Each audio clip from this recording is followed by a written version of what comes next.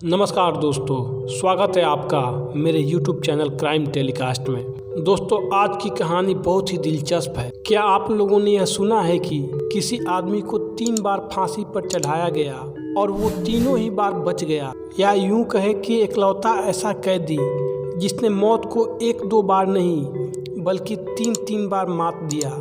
हालांकि मौत को चकमा देने का किस्सा दुनिया में अनगिनत है, लेकिन इस तरह से मौत को चकमा देना दुनिया में शायद ही सुना होगा। दोस्तों, यह किस्सा है इंग्लैंड के एक गांव का, जहां जॉर्ज जॉन ली नाम का एक इंसान रहता था। जॉन ली दुनिया का वो इकलौता इंसान है जो फांसी के फंदे पर 3 बार चढ़ा और तीनों ही बार मौत ने उसे अपने पंजे में जकड़ने से इनकार कर दिया और वह जिंदा फांसी के फंदे से वापस आ गया। दोस्तों, कहानी शुरू करने से पहले एक छोटा सा रिक्वेस्ट है कि अगर आप चैनल पर नए हैं तो चैनल को सब्सक्राइब जरूर कर लीजिएगा, ताकि इस चैनल पर आप सबको जुर्म की कहानी सुनने को मिलती रहे और आप सतर्क और सावधान रहे। तो अब कहानी विस्तार से शुरू करते हैं। जॉन हेनरी जॉर्ज ली का जन्म 15 अगस्त 1864 को इंग्लैंड के एक गांव में हुआ था। जॉन ली अपने पढ़ाई पूरी करने के बाद इंग्लैंड के द ग्लेन में रहने वाली एक अमीर महिला एनी कैसे के पास नौकरी करने लगा। वहीं पर उसकी सौतेली बहन भी कुक का काम किया करती थी। एनी कैसे के बड़े घर में सिर्फ 4 लोग ही रहते थे, नौकर जेम्स, कुक एलिजाबेथ हैरिस और एलिजाबेथ का सौतेला भाई जॉन ली। 15 नवंबर 1884 को बाबा काम्बे में उस वक्त हड़कंप मच गया जब जमाने के सामने एनी कैसी की लाश सामने आई। उसकी गला काटकर हत्या की गई थी। इसके साथ ही उसके माथे पर 3 गहरे जख्म भी थे और उसे जलाने की कोशिश भी की गई थी। पूरे शहर में यह बात हर एक व्यक्ति के जुबान पर थी कि आखिर एनी कैसी जैसी भली महिला का दुश्मन कौन हो सकता है।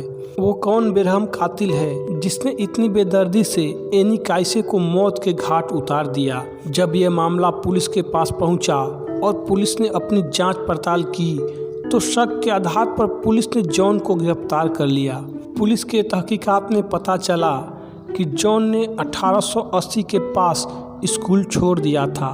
इसके बाद उसने नौसेना में जाने की कोशिश की, पर वह कामयाब नहीं हो पाया, जिसके बाद वो वापस स्टार्क लौट आया और वहीं फुटवर्क का काम करने लगा। पुलिस के और गहन जांच में पता चला कि इससे पहले भी वो चोरी के जुर्म में गिरफ्तार किया गया था। जॉन को 1884 में जेल से रिहाई मिल गई थी। जेल से बाहर आने के बाद जॉन वापस द ग्लेन लौट आया और अपने बहन के साथ एमी के घर में नौकरी करने लगा। इसी बीच जब एनी का मर्डर हुआ तो पुलिस को सबसे पहला शक जॉन पर ही गया, क्योंकि वो एक इकलौता मर्द था जो कत्ल के वक्त घर पर मौजूद था।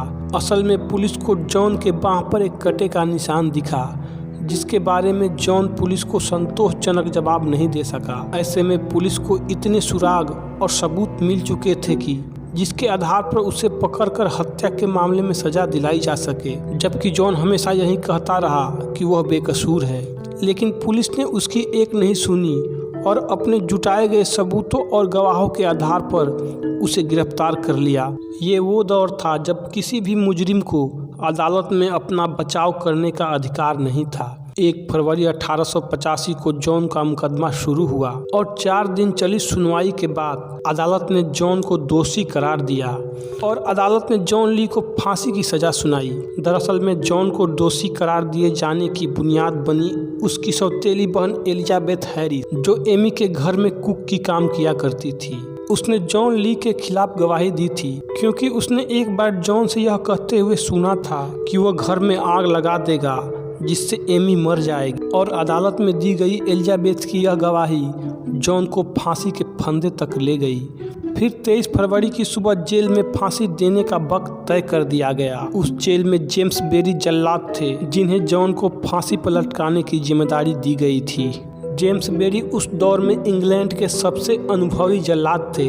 तय समय के अनुसार और इंग्लैंड के जेल के कायदे के मुताबिक जेम्स बेरी ने फांसी का फंदा चेक किया, हाथों में लगाई जाने वाली हथकड़ी का मुआयना किया और उस तख्ते और लीवर की जांच भी अच्छे से की जिस पर चढ़ाकर जॉन को फांसी के फंदे पर लटकाया जाना था। फिर 23 फरवरी की सुबह तय वक्त पर सारे अधिकारियों के सामने कैदी जॉन को फांसी घर तक लाया गया। जेम्स बेरी ने जॉन को तख्ते तक लाया, लेकिन जॉन को जैसे ही फांसी का फंदा पहनाकर तख्ता खींचा गया तो लीवर ने काम करने से इनकार कर दिया और तख्ता टस से मस नहीं हुआ। जब दोबारा उसे फांसी के फंदे पर खड़ा करके लीवर खींचा गया, लेकिन एक बार फिर वो नाकाम रहे और लीवर नहीं खींचा और तख्ता भी नहीं खुला।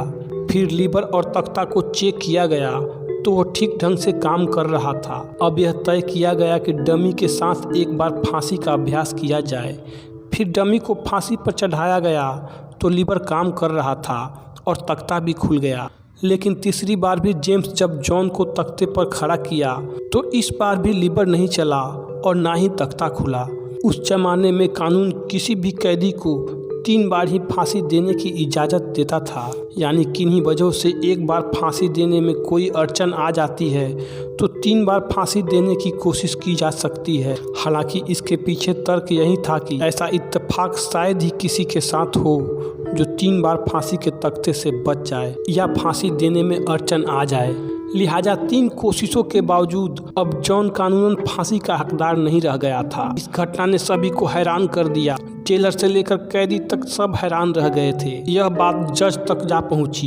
जज को जॉन के अदालत में जज के सामने कहे शब्द याद आ गए। जॉन ने अदालत में कहा था कि मुझे गॉड पर पूरा भरोसा है और वह जानता है कि वह बेगुनाह है। ये बात इस कदर फैली कि इंग्लैंड की महारानी क्वीन विक्टोरिया के कानों तक जा पहुंची। तब महारानी विक्टोरिया ने खुद आदेश देकर जॉन की फांसी की सजा रद्द कर दिया और उसे उम्र कैद की सजा दे दी गई। 22 साल काल कोठरी में बिताने के बाद जॉन को 8 दिसंबर 1907 को जेल से रिहाई मिल गई।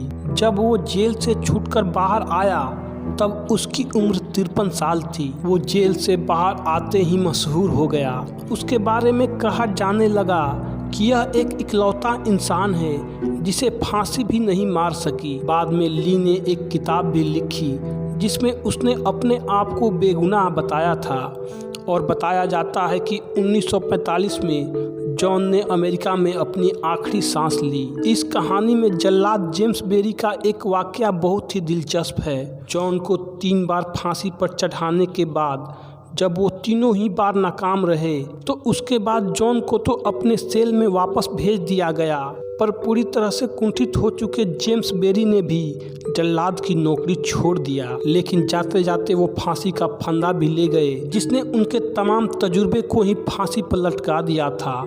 बाद में वो रस्सी नीलाम की गई और आज भी वो रस्सी लिटिल डीन जेल में नुमाइश के लिए रखी गई है। तो यही थी आज की कहानी।